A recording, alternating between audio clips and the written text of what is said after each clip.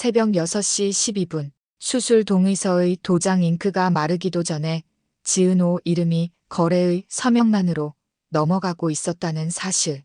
그걸 알게 된 사람은 병원 안에서도 딱 3명뿐이었는데요. 병원 복도는 늘 똑같아 보이는데도 어떤 날은 공기부터 다릅니다. 그날이 그랬습니다. 조용한데도 뭔가가 끓고 있었고 사람들 얼굴은 멀쩡한데 눈동자만 계속 흔들렸습니다. 특히 정순이의 눈이 그랬습니다. 식당을 하면서 별별 손님을 다 겪은 정순이는 웬만한 일에 표정이 무너지지 않는 사람이었는데요. 딸 지은호가 수술대에 들어간 오늘은 표정은 버티는데 눈이 자꾸 무너졌습니다. 지강호는 복도 끝까지 갔다가 되돌아오는 걸 벌써 몇 번째 반복하고 있었습니다. 원래는 게으르고 자격지심 많고 말만 많지 행동은 없다는 소리 듣던 지강호였는데요. 오늘은 말만 많아도 좋으니까 뭐라도 하고 싶은 얼굴이었습니다. 엄마, 이렇게 오래 걸려? 원래 이런 수술은 중간에 연락도 오고 그러는 거 아니야? 지강호가 초조하게 말하자 정순이는 대답 대신 두 손을 꼭 모았습니다. 모으는 손이 기도 같기도 하고 붙잡는 손 같기도 했습니다. 복도 반대편에는 박진석이 서 있었습니다. 호탕한 기업가 박진석, 사람들 앞에서는 잘 웃고 잘 떠드는 박진석이요. 그런데 오늘은 웃음이 아니라 침묵이 더 컸습니다. 앉으면 못 일어날 것 같아서 서 있는 사람처럼 보였는데요. 사실은 앉아도 못 일어날 정도로 마음이 눌려서 서 있는 사람이었습니다. 그 옆에서 박성재 부사장이 아주 조심스럽게 아버지 팔을 잡았습니다. 아버지, 물이라도 좀 드세요. 박진석은 물병을 받아들고도 마시지 못했습니다. 입술만 닿았다가 떨어졌는데요. 그 모습이 더 무서웠습니다. 사람이 정말 무너지기 직전이면 물 한 모금도 못 넘기거든요. 그때 로비 자동문이 열리면서 찬 공기가 확 들어왔습니다. 그 공기 사이로 이지혁이 들어왔고요. 이지혁은 늘 잘생기고 유능한 사람처럼 보이는 사람입니다. 더 정확히 말하면 늘 다 가진 사람처럼 보이는 사람이죠. 비혼주의자라는 말로 자기 인생의 빈칸을 스스로 잠가버린 사람. 그리고 지은호가 오래 마음에 담았지만 이미 한 번 거절당했던 그 사람. 그 이지혁이 병원에 왔다는 건 누가 봐도 평범한 일이 아니었습니다. 이지혁은 복도 한가운데서 잠깐 멈춰 섰습니다. 길을 몰라서가 아니라 발을 떼면 누군가가 흔들릴 것 같아서였습니다. 그는 멀리서 정순이를 봤고 지강호를 봤고 박진석과 박성재 부사장을 봤습니다. 그리고 무엇보다 저 문을 봤습니다. 수술실 방향으로 연결된 그 문. 그 문 너머에는 지은호가 있었습니다. 이지혁은 입술을 깨물었습니다. 지금 들어가면 지은호가 흔들릴까봐 두려웠고요. 지금 안 들어가면 자기가 평생 비겁해질까봐 두려웠습니다. 그런데요. 그날 병원에서 진짜 무서운 건 사람들의 망설임이 아니었습니다. 종이 한 장이었습니다. 수술실 안은 차갑고 단정했습니다. 사람의 몸이 열리는 공간인데도 이상하게 질서가 딱 잡혀 있죠. 그 질서가 사람들을 버티게 해주기도 합니다. 그런데 그날은 질서가 먼저 흔들렸습니다. 수술이 진행되는 중 수술실 출입문이 갑자기 열렸습니다. 벌컥 같은 소리까지는 아니었는데요. 그보다 더 무서운 느낌이었습니다. 누군가가 급해 죽겠다는 얼굴로 규칙을 무시하고 들어온 느낌이었거든요. 병원 윤리위원회 쪽에서 온 사람이었습니다. 손에는 얇은 봉투가 들려 있었고요. 봉투는 얇았는데 그 봉투를 쥔 손이 떨려서 오히려 무거워 보였습니다. 환자 본인 의사로 접수된 문서가 있습니다. 그 말이 끝나기도 전에 수술실 공기가 바뀌었습니다. 기계음은 똑같이 울리는데 사람들 숨소리가 달라졌습니다. 집도이가 손을 멈추진 않았습니다. 하지만 눈빛이 바뀌었습니다. 수술은 손으로 하는 게 아니라 결정으로 하는 거니까요. 봉투가 열리고 종이 한 장이 나왔습니다. 그리고 그 문장을 읽는 순간 수술실의 시간 자체가 멈춘 것처럼 느껴졌습니다. 그 종이에는 이런 말이 적혀 있었습니다. 내 생명이 끝나더라도 내 수술이 동생 지은호의 몸으로 완성되는 일은 원하지 않습니다. 그렇게 살아서 숨 쉬는 건 살아있는 게 아니라 빚을 지고 기어다니는 겁니다. 보조가 조심스럽게 물었습니다. 교수님 계속 진행하실까요? 집도인은 잠깐 눈을 감았다가 아주 낮게 대답했습니다. 멈춥니다. 그 한 단어가 수술실을 갈랐습니다. 이미 시작된 수술은 계속 가기 쉽습니다. 멈추는 게 더 어렵습니다. 멈추는 순간 누군가의 몸에 시작된 상처만 남을 수 있으니까요. 지은호의 배는 이미 열려 있었습니다. 그 사실이 너무 잔인했습니다. 배는 열렸는데 간은 건드리지 않고 최대한 안전하게 봉합해야 했습니다. 그 과정은 되돌리기였습니다. 시간은 원래 되돌릴 수 없는데 몸에서는 억지로 되돌리는 일이 생깁니다. 그럴 때 사람 마음도 같이 찢어지거든요.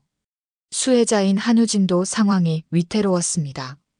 집도인은 한우진의 상태를 최대한 유지시키고 중환자실로 옮길 준비를 하라고 지시했습니다.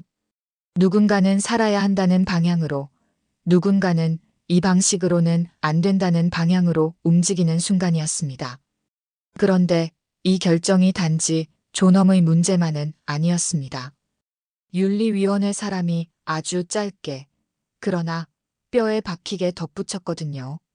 이 문서는 단순한 철회가 아닙니다. 수술과 함께 제출된 추가 서류와 연결되어 있습니다. 강행하면 병원만 무너지는 게 아니라 사건이 됩니다. 추가 서류. 그 말이 수술실 안에 떨어졌습니다. 그때부터 누군가는 알았습니다. 이건 의료 문제가 아니라 판이라고요. 수술실 밖 복도는 그 사실을 모르고 있었습니다. 그래서 더 잔인했습니다. 모르는 기다림은 사람을 마르게 하니까요. 간호사가 나왔습니다.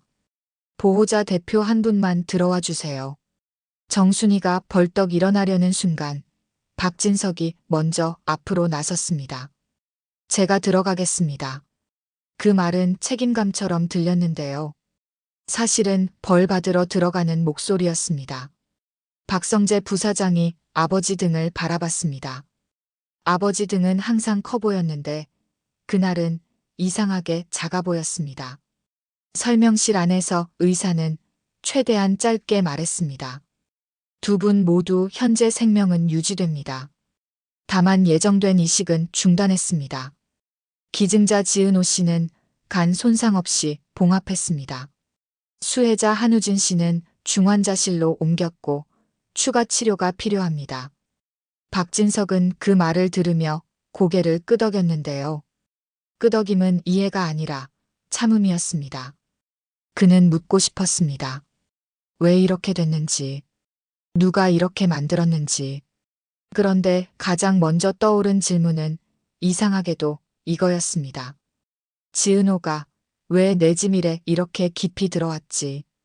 윤리위원회 사람이 종이 한 장을 보여줬습니다. 환자 한우진 씨의 자필입니다. 박진석은 종이를 받았습니다. 그리고 종이를 접어 안주머니에 넣었습니다. 그 모습이 딱 그랬습니다. 이건 버리지 못한다는 사람의 손이었거든요. 설명실 문이 열리고 박진석이 나왔습니다. 복도에 있던 시선들이 한꺼번에 몰렸습니다.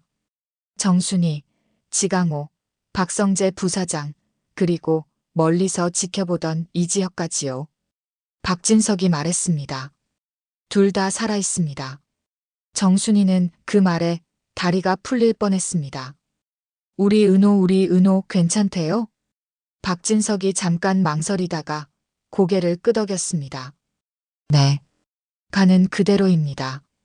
그 순간 정순이는 숨을 내쉬었는데요. 숨을 내쉬면서도 눈은 울고 있었습니다. 사람은 안도할 때도 울거든요. 기쁨이 아니라 살아남은 공포가 빠져나가면서요. 그런데 안도는 오래 못 갔습니다. 박성재 부사장의 휴대폰이 연속으로 진동하기 시작했기 때문입니다.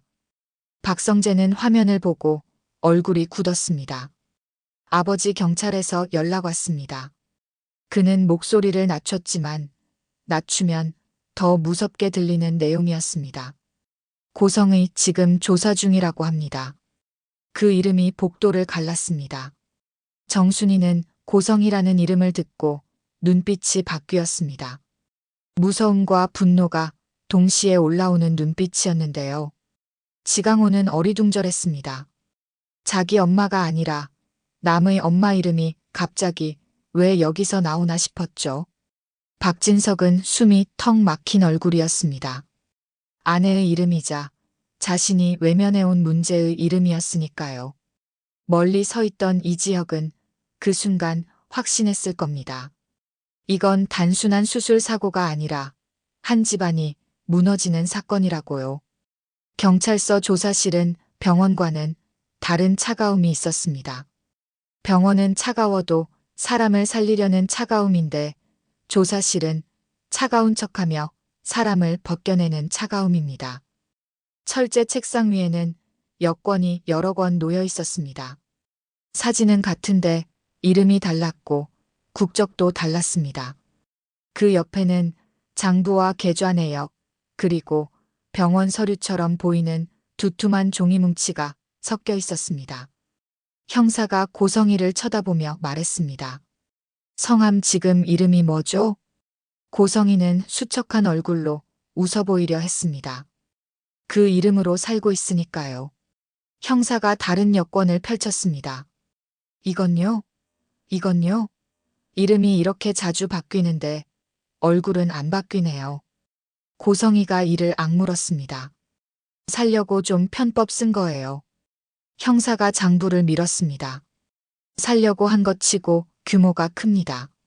하청업체에서 빠져나간 돈, 해외 계좌로 넘어간 돈, 명의가 여기 여권 이름대로 돌아가면서 찍혀 있고요. 고성희는 참다가 결국 책상을 쳤습니다. 그 돈은 병원비였어요. 그 말에는 나는 엄마다라는 주장도 섞여 있었고요. 그런데 형사는 고개도 안 끄덕였습니다. 병원비면 왜 삥으로 찍혀 있죠? 왜 부동산 목록까지 붙어 있죠? 고성희의 얼굴이 굳었습니다. 그때 형사는 새로운 서류를 꺼냈습니다. 출생 관련 기록과 위탁 관련 기록이었습니다. 쌍둥이 출생 신고, 위탁동의 친모 서명. 서명은 너무 또렷했습니다. 형사가 말했습니다. 정신없었다고 하기엔 글씨가 너무 반듯하네요. 고성희는 입술을 떨며 대꾸했습니다. 그때는 선택지가 없었어요. 형사가 물었습니다. 그럼 지금은 선택지가 있습니까? 지금은 왜 병원까지 가서 지은호 씨 검사 서류를 제출했죠? 그건 가능성만 보려고. 고성희가 급히 말했는데요. 그 급함이 오히려 답이었습니다. 형사는 마지막으로 한 장을 탁 올려놨습니다. 이게 핵심입니다. 병원 동의서에 끼워 넣은 이 페이지. 그 페이지에는 병원 용어처럼 보이는 제목이 있었지만 읽으면 읽을수록 법률 문장이었습니다. 권리위임, 대리행사, 재산관리, 지분 의결권. 형사가 낮게 말했습니다. 간이 목표였다고요? 아니죠. 당신 목표는 서명이죠. 지은호 씨가 수술 동의서에 서명하는 순간 이 종이도 같이 유효가 됩니다. 고성희는 순간 말문이 막혔습니다. 그 침묵이 너무 길어서 오히려 다 들린 침묵이었습니다. 형사가 더 찌르듯 말했습니다. 지은호 씨는 당신한테 딸이 아니라 손이었네요. 필요한 서명란을 채워주는 손. 그 말에 고성희는 눈을 부릅뜨고 웃었습니다. 웃음이지만 웃음이 아니었습니다. 너희가 뭘 알아? 나 하나 무너진다고 끝날 것 같아? 그 말은 협박처럼 들렸는데요. 형사는 오히려 고개를 끄덕였습니다. 맞아요. 안 끝나겠죠. 당신이 무너지면 같이 끌려 나올 사람이 있을 테니까요. 그 시각 병원. 지은호는 마취에서 깨어나고 있었습니다. 눈을 뜨는 순간 몸이 낯설었습니다. 배 쪽이 당기고 숨을 들이마실 때마다 속이 찌릿했습니다. 그런데 더 낯선 건 몸이 아니라 마음이었습니다. 자기는 수술을 누군가를 살리는 일로 생각했는데요. 이제는 그게 누군가를 살리기 위한 거래의 도구였을 수도 있다는 생각이 들었거든요. 의사가 조심스럽게 말했습니다. 지은호 씨, 수술은 계획대로 진행되지 않았습니다. 지은호는 입술을 겨우 움직였습니다. 오빠는 아니, 한우진 씨는. 의사는 짧게 답했습니다. 중환자실에 있습니다. 버티게 만들고 있습니다. 지은호는 그 말에 안도해야 하는데 안도가 잘 안 됐습니다. 마음이 이미 다른 곳을 보고 있었기 때문입니다. 왜 멈췄어요? 의사는 잠깐 멈칫하다가 말했습니다. 한우진 씨가 남긴 문서가 있었습니다. 명확한 의사표시였습니다. 그리고 의사는 덧붙였습니다. 그리고 그 문서가 나온 경위가 조금 이상합니다. 바로 그때 병실 문이 열리고 정순이가 들어왔습니다. 정순이는 딸을 보자마자 울컥했는데요. 울지 않았습니다. 딸이 미안해할까 봐요. 엄마는 늘 그걸 먼저 걱정합니다. 은호야. 정순이가 이름을 불렀습니다. 지은호는 힘겹게 웃으려 했습니다. 엄마 내가 괜히.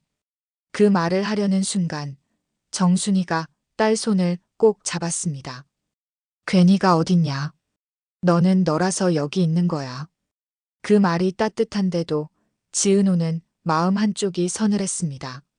너는 너라서라는 말은 사람을 살리기도 하지만 어떤 날은 너는 내 자리에 있어야 해라는 말처럼 들리기도 하거든요. 조금 뒤 박진석이 들어왔습니다. 박진석은 딸 가까이 다가가지 못했습니다. 딸이라 부르기엔 너무 늦었고 남이라고 부르기엔 너무 죄가 많았습니다. 지은호 씨. 그가 조심스럽게 부르자 지은호는 눈을 들어 박진석을 봤습니다. 그 눈빛에는 질문이 있었습니다. 당신은 도대체 누구 편이었어요? 당신은 나를 사람으로 봤어요? 아니면 서명으로 봤어요? 박진석은 안주머니에서 종이를 꺼냈습니다. 한우진이 남긴 문서였습니다.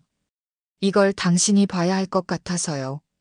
지은호는 종이를 받아 펼쳤습니다. 첫 문장을 읽는 순간 숨이 턱 막혔습니다.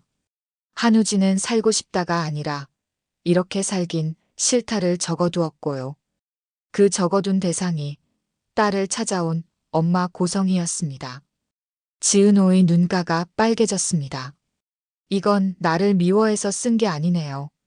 박진석이 고개를 끄덕였습니다. 당신을 지키려 한 것 같습니다. 지은호는 웃고 싶었는데 웃음이 안 나왔습니다. 지켜졌다는 사실이 고마운데 왜 이렇게 모욕감이 들까요? 지켜지려면 내가 이렇게까지 되어야 해? 그 생각이 너무 아팠습니다. 그날 밤 병원 밖에서는 다른 전쟁이 벌어지고 있었습니다. 뉴스 자막에 재벌가 장기 관련 의혹 같은 단어가 떠다니기 시작했고 로비에는 기자들이 서성였습니다. 병원은 환자를 지키는 곳인데 그날은 사람들이 진실이라는 이유로 병원을 침입하려 했습니다. 박성재 부사장은 비서실과 전화하면서 이를 악물었습니다. 로비 통제해요. 기자 들어오면 진짜 끝입니다. 그리고 낮게 덧붙였습니다. AP 인수전 이 타이밍에 터지면 우리가 바로 먹잇감이에요. AP 인수전. 그 말이 나왔다는 건 이 사건이 단지 가족의 비극이 아니라 회사의 전쟁과도 연결되어 있다는 뜻입니다. 박진석의 회사는 중요한 시점에 있었습니다. 숨은 투자자가 있다는 소문이 돌았고 그 투자자의 선택 하나로 회사의 방향이 뒤집힐 수도 있는 판이었죠. 박성재 부사장은 그 판을 실무로 떠받치고 있었고요. 그래서 더 예민했습니다.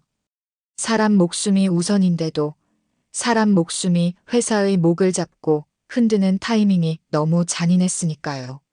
그때 이지혁이 병원 복도 끝에서 박성재 부사장을 불렀습니다. 둘은 절친입니다. 말투는 거칠어도 서로의 속을 제일 잘 아는 사이였죠. 성재야. 박성재가 돌아봤습니다. 야, 너 오늘 들어갔더라. 이지혁은 짧게 대답했습니다. 안 들어갈 수가 없었어. 박성재가 씁쓸하게 웃었습니다. 너 원래 그런 말 안 하잖아. 이지혁은 잠깐 말이 없었습니다. 그 침묵 하나에 박성재는 알아차렸습니다. 이지혁이 흔들리고 있다는 걸요. 그리고 그 흔들림의 중심에 지은호가 있다는 걸요. 그 순간 박성재 마음도 불편하게 흔들렸습니다. 왜냐하면 박성재도 오늘 지은호를 봤거든요. 밝아 보이던 사람이 사실은 버티는 방식으로 밝았다는 걸. 그런 사람은 지키고 싶어집니다. 그런데 지키고 싶다는 마음이 어느 순간 내가 옆에 있어야 한다는 욕심으로 바뀌는 순간이 있습니다. 박성재 부사장은 그 순간을 스스로 경계했습니다. 하지만 경계한다고 욕심이 사라지진 않더라고요. 박성재가 낮게 말했습니다. 지혁아, 이건 감정으로 해결할 일이 아니야. 이지혁이 대답했습니다. 판인 거 알아.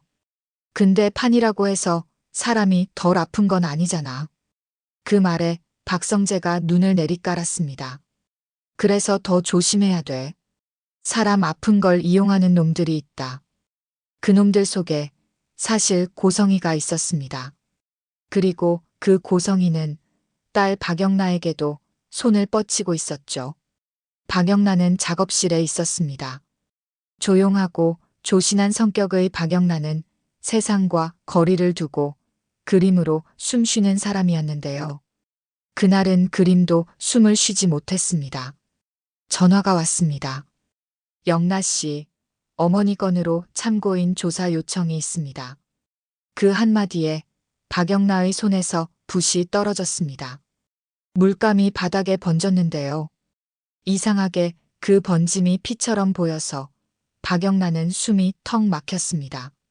그때 문이 열리고 이지환이 들어왔습니다. 이지환은 박영나의 운전기사이자 보디가드. 상처받은 연애 경험이 있고 감정을 겉으로 잘 드러내지 않는 남자입니다. 그런데 그날은 표정이 숨겨지지 않았습니다. 영나 씨. 박영나가 바로 물었습니다. 우리 엄마 진짜 잡혔어? 이지환이 고개를 끄덕였습니다. 네. 그 한 글자에 박영나의 세계가 흔들렸습니다. 박영나는 떨리는 목소리로 말했습니다. 왜 이렇게까지 했어? 그 질문은 사실 엄마에게 하는 질문이 아니라 자기 자신에게 하는 질문이기도 했습니다. 나도 엄마처럼 될까? 그 공포가 박영나를 가장 무섭게 했거든요. 이지환은 잠깐 망설이다가 덧붙였습니다. 병원 쪽도 난리입니다. 지은호 씨라는 분이 관련돼 있고요. 박영나는 그 이름을 처음 들었습니다. 지은호. 그 이름이 왜 엄마 사건과 연결되는지 이해가 안 됐습니다.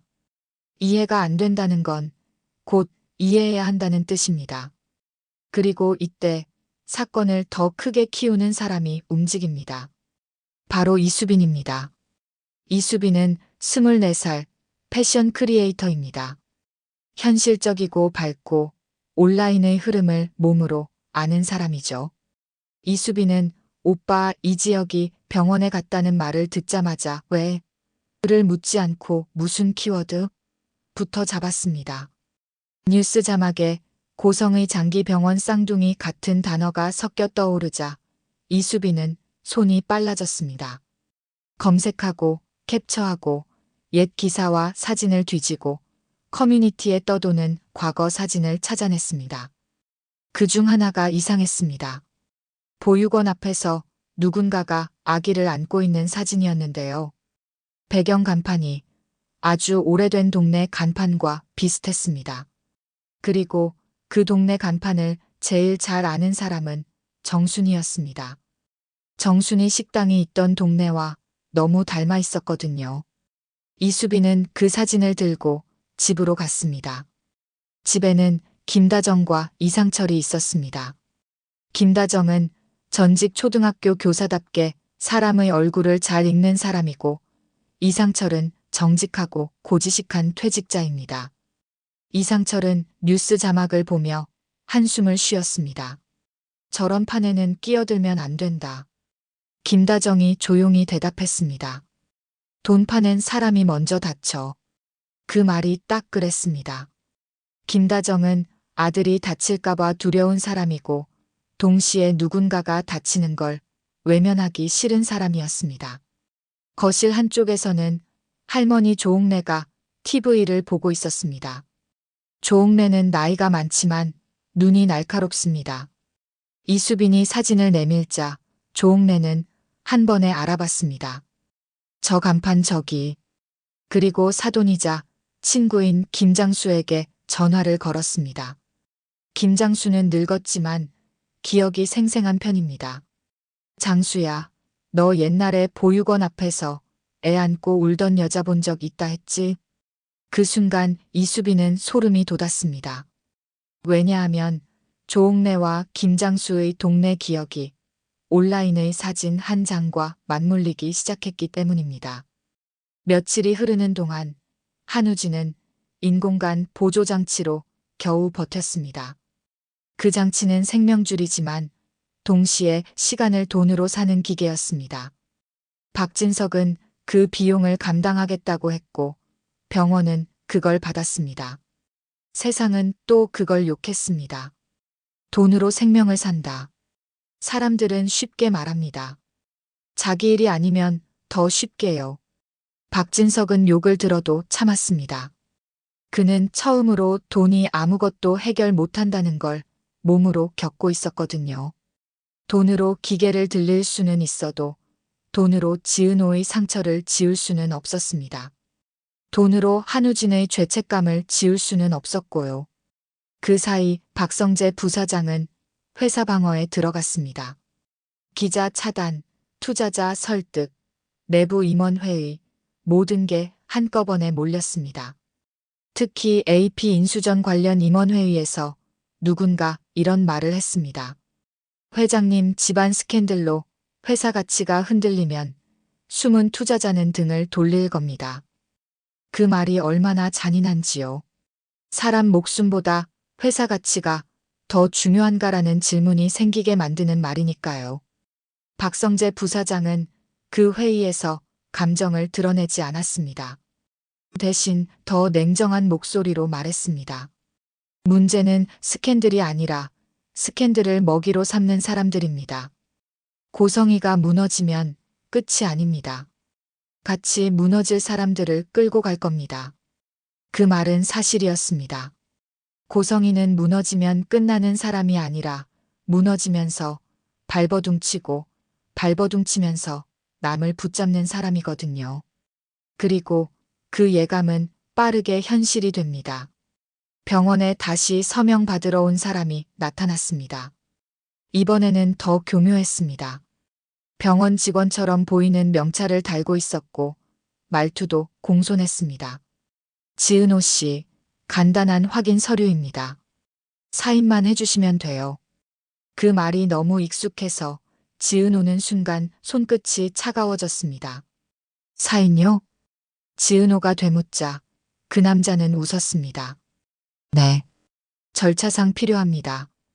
절차. 그 단어는 원래 질서를 뜻하는데요. 그날은 위협처럼 들렸습니다. 절차라는 말로 사람을 밀어붙이는 사람들이 있었으니까요. 바로 그때 병실 문이 열리면서 이지혁이 들어왔습니다. 이지혁은 문 앞에서 멈추지 않았습니다. 이번엔 도망치지 않았습니다. 그는 그 남자를 보자마자 말했습니다. 나가세요. 남자가 미소를 유지했습니다. 누구세요? 이지혁이 낮게 답했습니다. 이 사람의 선배입니다. 그리고 한 박자 쉬고 덧붙였습니다. 그리고 지금은 이 사람 편입니다. 그 편이라는 단어에 지은호의 심장이 이상하게 쿵 내려앉았습니다.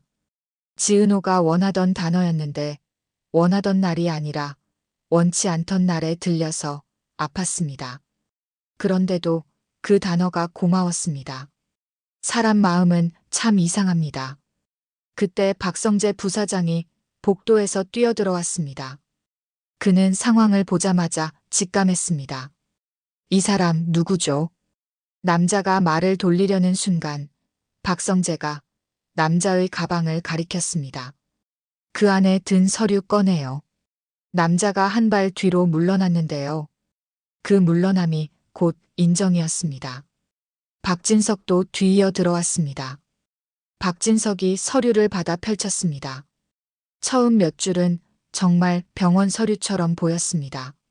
하지만 다음 페이지부터 분위기가 바뀌었습니다. 권리 위임, 대리 행사 의결권 지분. 그 단어들이 줄줄이 나왔거든요. 박진석의 얼굴이 하얘졌습니다. 이건 단순히 병원에서 처리할 서류가 아니었습니다. 이건 회사의 운명을 바꿀 수 있는 서류였습니다. 그리고 그 서류가 지은호 이름으로 유효해질 수 있다는 건 누군가가 지은호를 부품으로 쓴다는 뜻이었습니다. 지은호가 낮게 말했습니다. 결국 내 몸이 아니라 내 이름이었네요. 그 한 문장이 병실을 정적에 빠뜨렸습니다. 지은호는 눈물이 아니라 분노가 먼저 올라왔습니다. 그 분노는 약해서가 아니라 살아남기 위한 분노였습니다. 지은호가 이어서 말했습니다. 나 이제 어떤 종이든 사인 안 해요. 누가 살고 죽는 것도 누가 내 이름으로 뭘 하는 것도 이제는 내가 결정할 거예요. 그 선언은 조용했지만 폭탄이었습니다. 그 순간 박성재 부사장은 흔들렸습니다. 지은호를 지키고 싶다는 마음이 분명 있었는데요. 지키고 싶은 마음이 강할수록 상대가 스스로 서려 할 때 불안해질 수 있습니다. 내가 끼어들 자리가 사라지면 어쩌지. 그 찰나의 생각이 올라왔고 박성재는 스스로에게 화가 났습니다. 지금 이 상황에 그런 욕심이 스친 자신이 싫었거든요. 이지혁도 흔들렸습니다. 지은호가 스스로 서겠다고 말하는 순간 그 말이 너무 멋있어서 더 아팠습니다. 나는 왜 이 사람을 이렇게 만들 때까지 뒤에 서 있었지? 그 질문이 이지혁을 찔렀습니다. 비혼주의자라는 말로 사실은 두려움을 숨겨왔던 자신을요. 그날 밤 유치장에 있는 고성이는 TV 자막을 봤습니다. 자막은 수사 확대 의혹 재벌과 같은 단어를 반복했고 사람들은 또 댓글을 달겠죠. 고성이는 피식 웃었습니다. 떠들어라. 그리고 아주 낮게 혼잣말을 했습니다. 진짜는 아직 안 나왔다. 그 말이 무서운 이유는요. 고성이는 늘 마지막에 한 장을 남기는 사람이기 때문입니다. 사람이 다 끝났다고 생각할 때 아직 아니다를 꺼내는 사람이요. 며칠 뒤 박영란은 면회실에서 고성이를 만납니다. 박영란은 엄마를 미워하고 싶으면서도 엄마를 버리면 자기 인생이 통째로 빈 것 같아서 무서운 얼굴이었습니다. 고성이는 유리 너머로 딸을 보자마자 말했습니다. 영나야, 울지 마. 박영나가 떨리는 목소리로 답했습니다. 엄마 왜 이렇게까지 했어? 고성이는 웃었습니다. 너는 몰라. 내가 너를 위해 얼마나 버텼는지. 그 말은 모성처럼 들리지만 사실은 속박이었습니다. 내가 너를 위해 했으니 너는 나를 비난할 자격이 없다는 속박이요. 박영란은 그걸 느꼈습니다. 그리고 처음으로 엄마에게 이렇게 말했습니다. 엄마, 나를 위해서라면서 왜 나를 한 번도 물어본 적이 없어? 그 말에 고성희의 눈빛이 잠깐 날카로워졌습니다. 자기 방식이 부정당하는 걸 제일 싫어하거든요.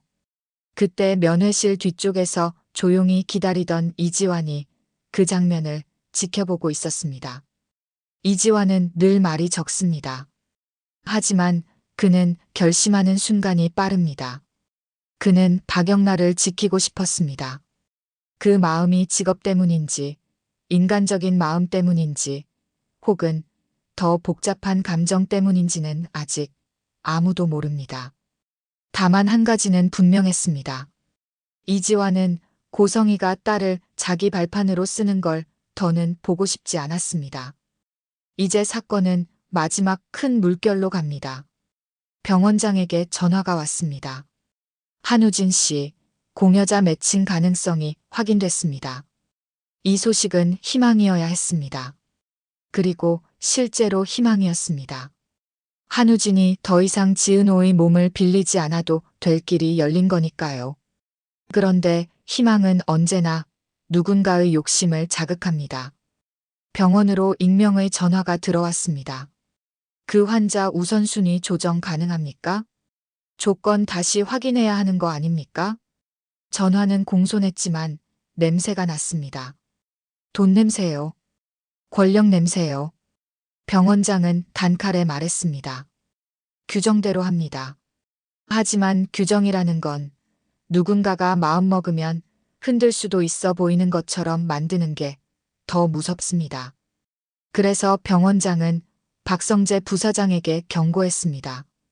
병원 밖에서 누군가 개입하려 합니다. 박성재는 바로 대답했습니다. 맞겠습니다. 그 말은 회사의 부사장으로서의 결단이기도 하고 지은호를 지키고 싶다는 개인 감정이기도 했습니다. 둘이 섞여 있으니 더 위험했습니다. 그날 밤 이수빈은 또 하나의 자료를 찾아냅니다. 병원에 끼워 넣은 그 서류의 양식이 과거 AP 인수전 관련 분쟁 서류 양식과 문장 구조가 너무 비슷하다는 거요. 즉, 누군가가 병원을 이용해 회사 문서를 완성시키려 했다는 뜻입니다. 이수빈은 이걸 바로 이지혁에게 보내려다가 잠깐 멈칫합니다. 오빠가 지금 감정적으로 버틸지 확신이 없었거든요. 그래서 이수빈은 더 현실적인 사람에게 보냅니다. 바로 박성재 부사장에게요. 박성재는 메시지를 읽자마자 심장이 내려앉았습니다. 그 메시지 마지막 문장이 특히 그랬습니다. 지은호 서명. 이미 한 번 복제본이 돌아다니는 것 같아요. 복제본. 서명 복제본. 그 말은 곧 이미 누군가 지은호를 한 번 더 이용하려 했다는 뜻이었습니다. 박성재는 바로 병원 보안팀과 연결했고 병원 서류 접수 기록을 전부 뒤졌습니다. 그리고 발견했습니다. 지은호 이름으로 접수된 열람 요청이 한 건 있었습니다. 요청자는 병원 직원처럼 보이는 이름이었지만 직원 명단에는 없는 이름이었습니다. 그런데 그 이름이 익숙한 패턴이었습니다. 고성이가 여권을 바꿔가며 쓰던 방식과 비슷했거든요. 박성재는 이를 악물었습니다. 끝까지 지독하네. 그리고 속으로 생각했습니다. 이제 이 판은 내가 막아야 한다. 그때 이지혁이 그를 불렀습니다. 성재야. 박성재가 돌아봤습니다. 이지혁의 눈빛이 흔들렸습니다. 은호가 지금 어떤 상태인지 알아? 박성재는 잠깐 대답을 못했습니다. 왜냐하면 그 질문 속에는 너는 은호를 얼마나 알고 있냐가 숨어 있었거든요. 친구 사이에 있는 미묘한 경쟁. 그리고 그 경쟁은 이런 상황에서 더 잔인해집니다. 박성재가 결국 말했습니다. 은호는 지금까지 버티던 방식이 깨진 상태야. 근데 이제는 버티는 게 아니라 서려고 해. 그 말이 끝나자 이지혁은 잠깐 눈을 감았습니다. 그 눈 감음은 후회였고 각오였고 두려움이었습니다. 그리고 마침내 마지막 심리적 폭발이 옵니다. 정순이는 더 숨길 수가 없었습니다. 지은호가 내가 결정할 거예요 라고 말한 순간 정순이는 깨달았습니다. 딸이 서려면 엄마가 숨긴 것부터 풀어야 한다는 걸요. 정순이는 병실에서 지은호 손을 잡고 말했습니다. 은호야, 엄마가 진짜로 말할게. 지은호가 눈을 들어 엄마를 봤습니다. 정순이가 숨을 크게 들이마시고 말했습니다. 너는 내가 낳은 아이가 아닐 수도 있어. 지은호의 눈빛이 흔들렸습니다. 엄마, 지금 그게 무슨... 정순이는 울먹이며 고개를 저었습니다. 농담 아니다. 엄마가 너를 지키려고 숨겼는데 그 숨김이 너를 더 위험하게 만들었다. 지은호의 목소리가 떨렸습니다. 그럼 내 친엄마는 누구예요? 정순이는 대답을 못했습니다. 대답하면 딸이 무너질까 봐요. 하지만 이미 딸은 무너지고 있었습니다. 다만 이번엔 무너지면서도 서려는 얼굴이었습니다. 그때 문이 열리고 박진석이 들어왔습니다. 그리고 뒤이어 박성재 부사장, 이지혁도 들어왔습니다. 병실 안에 이 사건의 중심 인물들이 한꺼번에 모인 순간이었는데요. 그 순간은 이상하게도 조용했습니다. 조용해서 더 무서웠습니다. 박진석이 정순이를 보며 낮게 물었습니다. 정순이 씨, 그걸 혼자 안고 있었습니까? 정순이는 눈물을 삼키며 말했습니다. 회장님은 모르는 척 하셨잖아요. 그 말이 박진석의 가슴을 세게 때렸습니다. 맞거든요. 박진석은 회사에서도 집에서도 불편한 진실을 나중에로 미뤄온 사람이었습니다. 그 나중에가 오늘이 된 겁니다. 지은호가 박진석을 바라보며 물었습니다. 회장님도 알고 있었어요? 그 질문 하나에 박진석은 숨을 못 쉬는 표정이 됐습니다. 그 표정이 답이었습니다. 지은호는 웃었습니다. 웃음이 아니라 무너지는 사람의 웃음이었습니다. 그러면 나는 뭐였어요? 딸도 아니고 남도 아니고 서명도 아니고 나는 대체 뭐예요? 그 순간 이지혁이 조용히 말했습니다. 은호야. 지은호가 그를 봤습니다. 이지혁의 눈빛은 조심스러웠습니다. 너는 너야. 그 말은 위로였는데요. 지은호에게는 아직 위로로 들어오지 않았습니다. 지금 지은호가 원하는 건 위로가 아니라 진실이었거든요. 박성재 부사장이 입술을 떼었습니다. 지은호 씨, 내가 책임지고 막을게요. 지은호가 바로 받아쳤습니다. 부사장님, 지금은 누가 책임진다고 해서 해결되는 게 아니에요. 내 인생은 내가 책임질 거예요. 누가 내 옆에 서고 싶으면 내가 허락할 때만 서세요. 그 말에 박성재는 얼굴이 굳었습니다. 서운해서가 아니라 부끄러워서였습니다. 자기 안에 있던 소유하려는 마음을 지은호가 정확히 짚어냈기 때문입니다. 그리고 그 부끄러움이 박성재를 더 위험하게도 만들 수 있습니다. 사람은 부끄러울 때 두 가지 길을 가거든요. 반성하거나 더 강해지거나 어느 쪽이든 큰 선택이 됩니다. 그날 밤 늦게 한 통의 전화가 박진석에게 걸려옵니다. 회장님, 고성희 씨가 진술을 바꿨습니다. 박진석이 낮게 물었습니다. 뭐라고 했나? 형사가 대답했습니다. 나 혼자 한 게 아니다라고요. 그리고 회장님 회사 쪽 서류를 언급했습니다. 박진석의 손이 떨렸습니다. 고성희가 마지막까지 끌고 가려는 게 뭔지 이제 확실했습니다.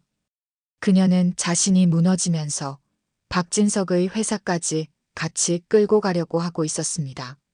그 과정에서 지은호의 서명이 마지막 열쇠가 될 수도 있고요. 박진석은 전화를 끊고 병원 복도에 혼자 섰습니다. 그때 문득 한우진이 남긴 문서의 마지막 문장이 떠올랐습니다. 엄마의 죄를 동생의 몸으로 완성하고 싶지 않다. 박진석은 속으로 중얼거렸습니다. 그 죄를 내가 끝내야 한다. 내가 아버지라면 이제라도. 그리고 마지막 장면. 다음 회차를 강제로 부르는 물증이 튀어나옵니다. 이수빈이 보낸 사진, 그리고 정순이가 숨겨둔 사진 뒷면 메모. 지은호가 그 글씨를 한참 보다가 아주 낮게 말합니다. 이 글씨 왜 이렇게 익숙하지? 정순이가 숨을 삼킵니다. 박진석도 숨을 삼킵니다. 박성재도 숨을 멈춥니다. 이지혁은 지은호 얼굴만 봅니다. 지은호가 다음 문장을 덧붙입니다. 나 병원에서 봤어요. 고성의 씨가 제출하려던 서류 그 글씨랑 똑같아요. 그 한 문장으로 병실 공기가 깨집니다. 정순이가 숨긴 과거와 고성희의 현재 범죄가 한 줄의 글씨로 연결되는 순간이었거든요. 정순이는 결국 입을 엽니다. 은호야. 내가 아주 어릴 때 너를 데려오던 날에. 정순이의 목소리가 떨립니다. 그날 서류에 증일란이 있었어. 지은호가 눈을 크게 뜹니다. 정순이가 거의 울먹이며 말합니다. 그 증일란에 고성희 이름이 있었다. 이 말이 떨어지는 순간 지은호의 얼굴에서 모든 색이 빠집니다. 그날은 단지 입양이 아니었습니다. 그날은 누군가가 이미 오래전에 지은호 인생의 판을 깔기 시작한 날이었을 수도 있었습니다. 병실 밖 복도에서는 또 다른 전화가 울립니다. 한우진 씨 이식 수술 시간 확정됐습니다. 희망이 왔는데요. 희망은 동시에 고성희의 마지막 발악을 부릅니다. 지은호는 침대 위에서 손을 꽉 줍니다. 그리고 아주 낮게, 그러나 분명하게 말합니다. 이제 내 이름으로 아무도 못 움직여요. 내가 움직일 거예요. 그 말로 오늘 이야기는 끝나지만요. 진짜 싸움은 지금부터 시작입니다. 지은호가 자기 인생의 판을 뒤집는 순간, 박진석이 아버지로서 죗값을 치르는 순간, 박성재 부사장이 욕심과 책임 사이에서 갈라지는 순간, 이지혁이 비혼이라는 방패 뒤에서 결국 무엇을 선택하는 순간, 방영나가 엄마의 그림자에서 벗어나려다 어디까지 떨어질지, 이지환이 누구 편에 서게 될지 모든 게 한꺼번에 터질 준비를 하고 있습니다.